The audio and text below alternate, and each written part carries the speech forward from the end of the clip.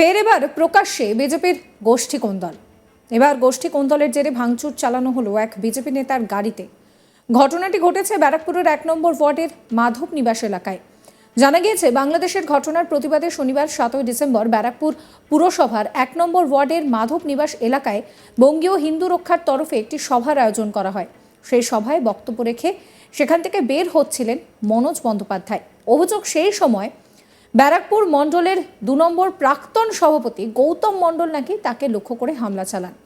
হামলার প্রতিবাদ করায় জেলা সভাপতি মনোজ বন্দ্যোপাধ্যায়ের গাড়ি লক্ষ্য করে বঁটি ছোড়েন গৌতম মণ্ডল। ভেঙে যায় গাড়ির কাঁচ। এই প্রসঙ্গে মনোজ বন্দ্যোপাধ্যায় বলছেন যে রাজনৈতিক শত্রুতা রয়েছে। বাংলাদেশে যে হিন্দুদের ওপরে আক্রমণ হচ্ছে তার প্রতিবাদে মিটিং ছিল। সেই মিটিং থেকে বেরিয়ে হাই রোডের দিকে যাচ্ছিলাম, কিন্তু একটা কাজ মনে পড়ে যাওয়ায় ব্যাক করেছিলাম। আর সেই সময় তৃণমূলের একটি পার্টি অফিসের সামনে আমাদের দল থেকে বহিষ্কৃত একজন আমার গাড়ির ওপরে বঁটি দিয়ে আক্রমণ করে। এরপর নিরাপত্তা রক্ষীরা সেখান থেকে আমায় বের করে আনে। অনেকদিন আগে ওই ব্যক্তিকে বহিষ্কার করা হয়েছে। শাসক দলের মদতেই এই কাজ করা হচ্ছে। ও আমাদের দলের কর্মী নয়। কি বলছেন মনোজ বন্দ্যোপাধ্যায়, শোনাবো। কোনো কারণ তো আমি বলতে পারলাম না কি কারণে ঘটনা ঘটেছে। রাজনৈতিক শত্রুতা নিশ্চিতভাবে বিষয় আছে এর মধ্যে। আমাদের ওখানে মিটিং ছিল একটা, আমাদের বলতে হচ্ছে হিন্দু বাঙালি হিন্দু সুরক্ষা সমিতির একটা মিটিং হচ্ছিল, পথসভা, বাংলাদেশের বর্তমান যে হিন্দু সমাজের উপর আক্রমণ হচ্ছে তার প্রতিবাদ জন্য। তো সেই মিটিংটিকে অ্যাটেন্ড করে আমি যখন হাই রোডের দিকে যাচ্ছিলাম, তখন হঠাৎ করে মনে হলো যে না, আমার এই অন্য একটা কাজে মনে পড়াতে আমি ব্যাক করতে গেছিলাম। তো তৃণমূলের ওখানে একটা পার্টি অফিস আছে, ওই পার্টি অফিসের সামনে একজন আমাদের বহিষ্কৃত ওই পার্টি থেকে, সে হঠাৎ করেই পার্টি অফিসের সামনে, তৃণমূলের পার্টি অফিসের সামনে দেখলাম আমার গাড়ির উপরে এসে ওই বটি জাতীয় কিছু ছিল, যেহেতু বাজার ছিল, সেই বটি নিয়ে আক্রমণ করে আমার উপরে। এবং আক্রমণ করে সাথে সাথে আমার গাড়ির উপরে আক্রমণ করে। তারপরে আমাদের যারা সুরক্ষা কর্মী ছিলেন তারা সেখান থেকে গাড়িটা বের করে নিয়ে চলে আসে। গতি মণ্ডল আমাদের, সম্ভবত তার নামটা পরে জানতে পারি। অনেকদিন আগে ছিল, বহিষ্কার করা হয়েছে পার্টিতে দলবিরোধী কাজের জন্য। বিভিন্ন সময় বিভিন্ন দুর্নীতি প্রকাশিত হওয়ার জন্য তাকে দল থেকে বহিষ্কার করা হয়েছিল। না, এটা বিজেপির গোষ্ঠী নয়, এটা বিজেপির তৃণমূল থেকে বিজেপি থেকে বহিষ্কৃত।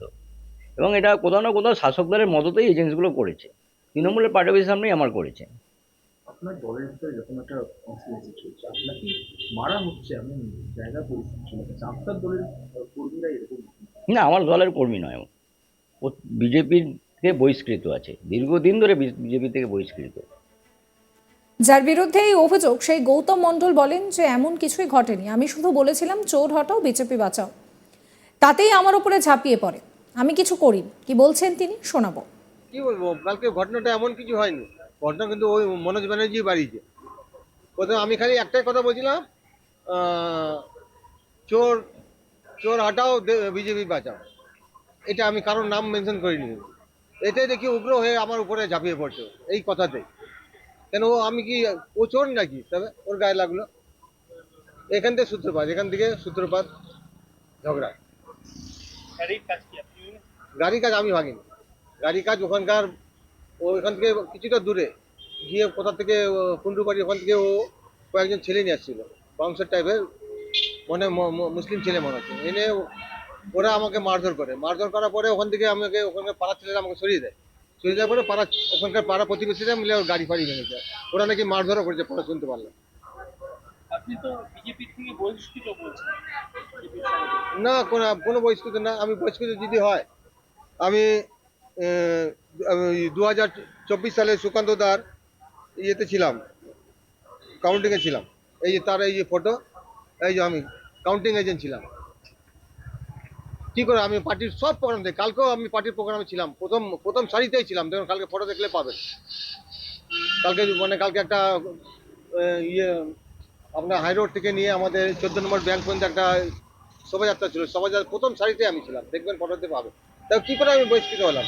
এই সুকান্তদার সঙ্গে আছি, সুকান্ত সবসময় সুকান্তর সঙ্গে আছি, শুভেন্দুর প্রোগ্রামে ছিলাম। কি করে তবে আমি বহিষ্কৃত হলাম? এটা মনোজবাবু ফালতু বলতো।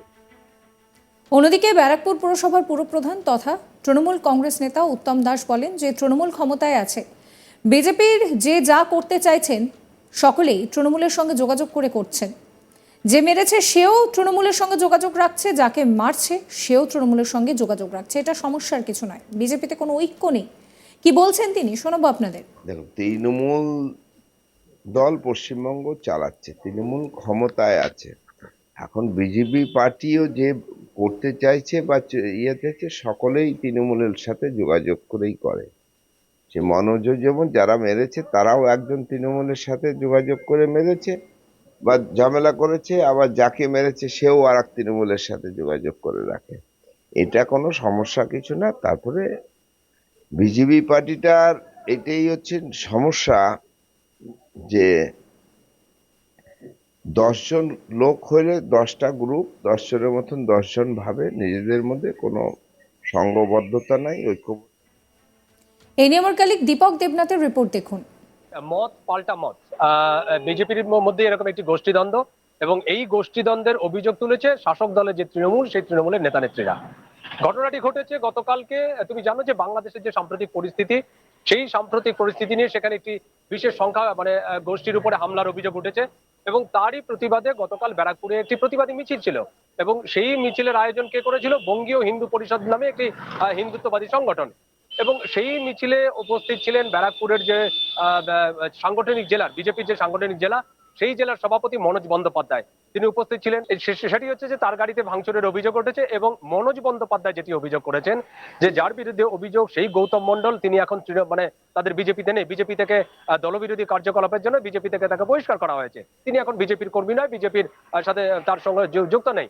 তিনি এখন তৃণমূলে আছেন, এবং তৃণমূলের প্রশ্রয়ে স্থানীয় যারা নেতা আছে তাদের প্রশ্রয়ে তার উপরে হামলা চালিয়েছেন, তার গাড়ি ভাঙচুর হয়েছে। কিন্তু যার বিরুদ্ধে অভিযোগ, সেই গৌতম মণ্ডল বলছেন যে তিনি এখনো পর্যন্ত বিজেপিতে আছেন, এবং গতকালকেও যে কর্মসূচি ছিল সেখানে তিনি উপস্থিত ছিলেন। ইভেন রাজ্যের যে বিজেপির যে সভাপতি সুকান্ত মজুমদার, তার সাথেও তাকে দেখা গেছে বিভিন্ন সভা সমিতিতে বা মিছিলে। তাকে এখনো পর্যন্ত সরিয়ে দেওয়া হয়নি, এবং তার বিরুদ্ধে কোনো অভিযোগও নেই। কিন্তু গতকাল শুধুমাত্র বলেছিলেন যে এই মনোজ বন্দ্যোপাধ্যায়ের কারণে যে সম্প্রতি যে লোকসভার ইলেকশন হয়েছে 2024-এর লোকসভা, সেখানে কিন্তু পার্থ ভৌমিকের কাছে হারতে হয়েছে এই অর্জুন সিংকে, এবং 2021 সালের যে নির্বাচন হয়েছে সেই নির্বাচনেও কিন্তু বিজেপি প্রায় খুবই খারাপ ফল করেছিল এই ব্যারাকপুর সাব ডিভিশনে। তো সেক্ষেত্রে মনোজ বন্দ্যোপাধ্যায়কে কিন্তু দায়ী করেছিলেন এই গোপন মণ্ডল, এবং তিনি বলেছেন চোর হটাও বিজেপি বটাও। অর্থাৎ এই যে মনোজ বন্দ্যোপাধ্যায়, যিনি বিজেপির সভাপতি সাংগঠনিক জেলা, তার বিরুদ্ধে 2011 সালে চিট ফান্ড মামলায় একটি অভিযোগ উঠেছিল। সেখান থেকে বিজেপির মধ্যে একটা অন্তর্দ্বন্দ্ব সৃষ্টি হচ্ছে, একে অপরের দিকে কাদা ছোড়াছড়ি হচ্ছে। এই যে কাদা ছোড়াছড়ি, যে এটা কিন্তু এই যে সামনে যে নতুন করে আবার যে নির্বাচন হচ্ছে 2026-এ যে বিধানসভা নির্বাচন, এরকম যদি চলতে থাকে বিজেপির মধ্যে, তাহলে কিন্তু রাজ্যের যে প্রধান বিরোধী দল যে বিজেপি, তার মধ্যে একটা নতুন করে আবার এই অশান্তি সৃষ্টি হচ্ছে। বা চ্যানেলকে সাবস্ক্রাইব করুন।